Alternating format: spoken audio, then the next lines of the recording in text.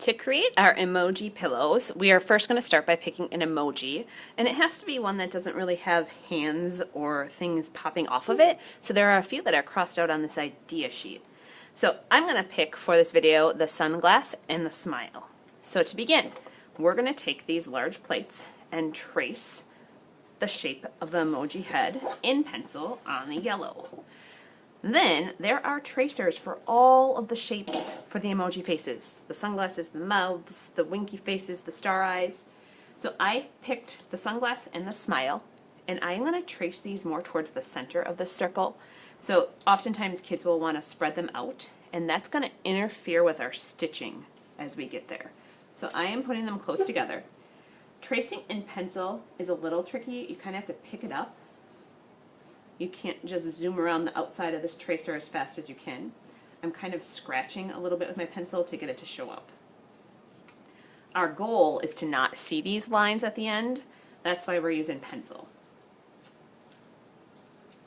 Once you have the shapes traced on, you may have to wait for one of the sharp fabric shears. You're going to want to cut the circle out.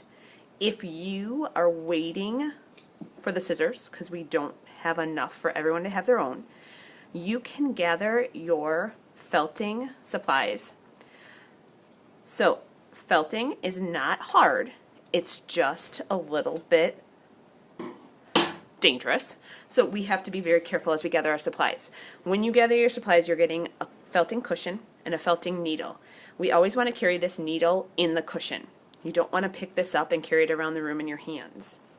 You also need to gather your wool or yarn to begin felting. So I am going to felt the eyes of this emoji. If you have wool, you just want to start with a little bit.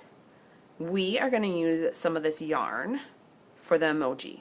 So what I'm trying to do with this yarn is shred it into fuzz.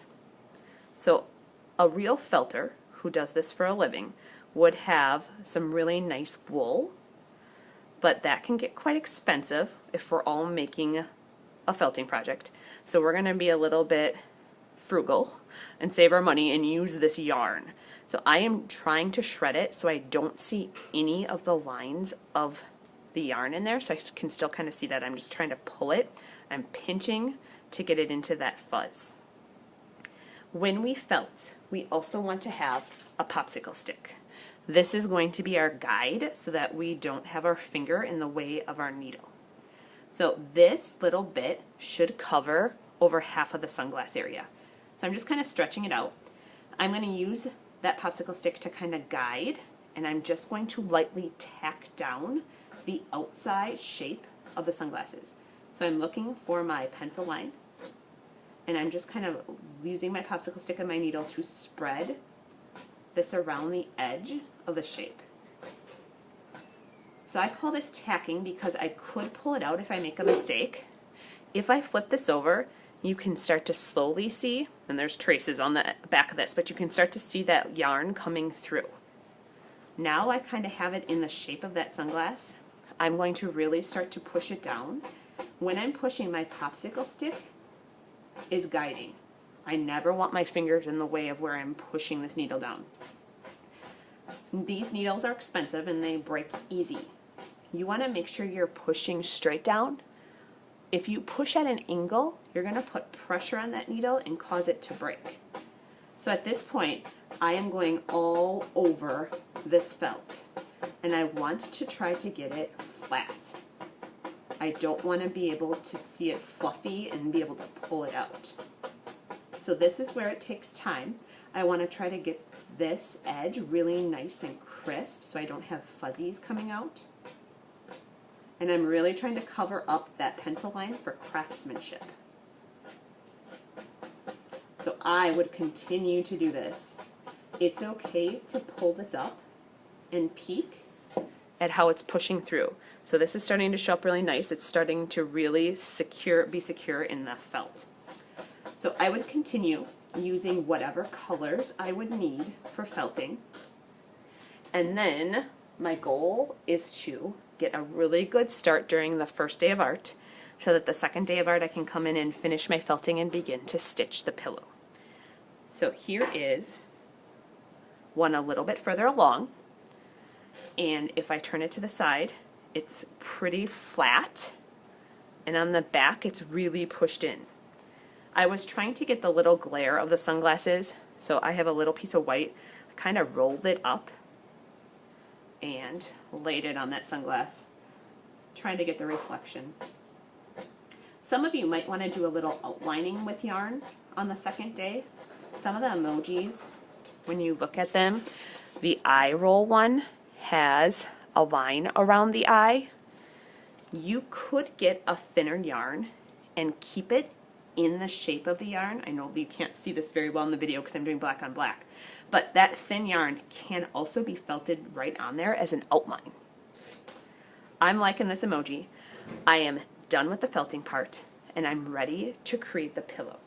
So you're going to choose your background color of felt. You're going to trace that background color, trace that plate so you have a circle for the background.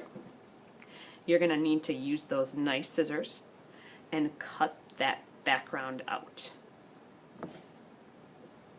You are also going to need to gather supplies of thread and a stitching needle. So the stitching needle is different than the felting needle. I'm really trying to make this a nice smooth cut so I don't see jagged edges in my cutting. Craftsmanship and nice and neat work. So I have gathered my stitching needle. So this is a needle that has an eye, and it's a needle with a much sharper point. I have taken a piece of thread that is my arm's length, measured my arm stretch and cut it. I carefully thread this needle. So this is a little tricky because the eye of this needle is much smaller than anything we've used. If you need to get this wet to stick it through the eye of the needle, please do not lick it. Get a little water from the sink to get this nice and tiny to go through the eye of the needle. Ask a friend if you need help, ask a teacher if you need help. I double knotted this thread onto the needle.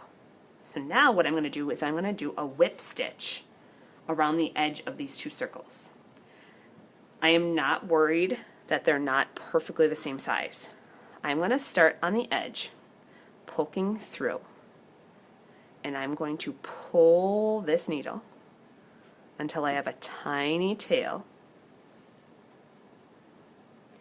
I am going to double knot this tail before I start.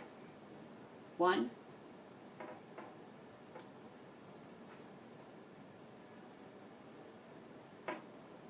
2. A whip stitch, if you can remember, is just around the edge of the fabric. So I'm going to leave a little space, and I'm going down on the yellow and pulling. Can't really see anything yet because I have my knot on there. My yarn is going to wrap around, and I'm going to go down again. So my needle is always going down. I'm never going up and down. This yarn or this thread is going to go around the edge, and I go down. So I am going to work my way all the way around the circle, around and down, trying to keep the spacing of this whip stitch the same so I don't have big gaps and then something really close together.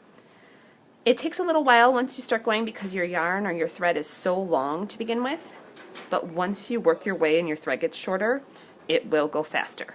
So I'm going to continue to whip stitch, and when I come back I will have just a little space left that I will stuff with the stuffing or the batting.